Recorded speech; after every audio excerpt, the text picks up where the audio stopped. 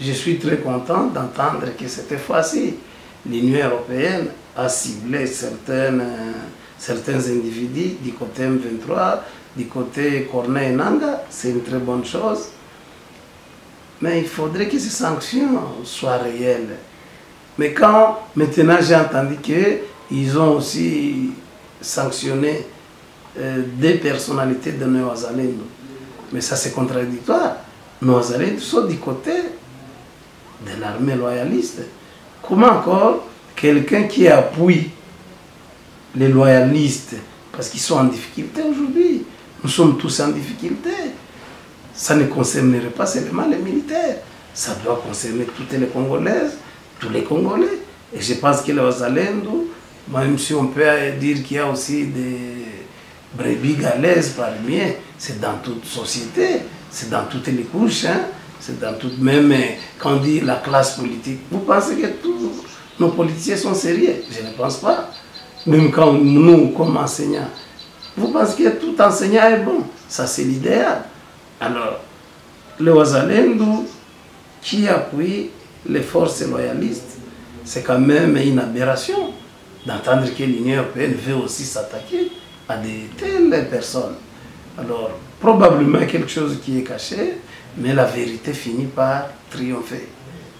Quand on parle de Gaza contre Israël, Israël contre Gaza, quand on parle de Russie contre Ukraine, les sanctions sont réelles. Et pourquoi chez nous, elles ne sont pas encore réelles? Alors nous félicitons d'une part l'Union européenne, d'une part les États-Unis d'Amérique, tout en sachant qu'ils sont aussi complices de ce que nous sommes en train de vivre. Et comme tel, que leurs sanctions ne viennent pas de l'extérieur, qu'ils soient aussi sérieux. J'ai toujours dit que Kigali, c'est un arbre qui cache toute une forêt. Quand on parle tout le temps de Kagame, mais moi je pense que Kagame est utilisé, et qui l'utilise, c'est les impérialistes qui utilisent ces messieurs. C'est l'Union européenne, c'est les États-Unis, c'est la Grande-Bretagne.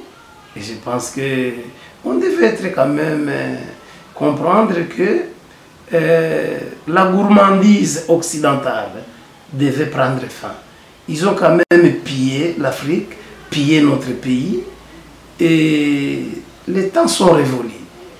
Il y a lieu peut-être d'accéder à tout prix, à tous les prix, à nos richesses, mais ce n'est pas nécessairement en tuant les paisibles citoyens.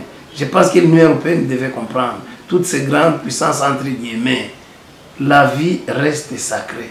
Et comme tel, nous pouvons célébrer bien évidemment nos compatriotes qui sont morts. On peut commémorer leur nom, c'est bon, comme on le fait par rapport aux gens comme les Lumumba, c'est trop bien. Dans l'église catholique, on parle de Henri, d'Isidore, c'est trop bien. Mais essayons de voir comment finir avec cette guerre qui ne fait que perdurer, surtout à l'est de la République démocratique du Congo.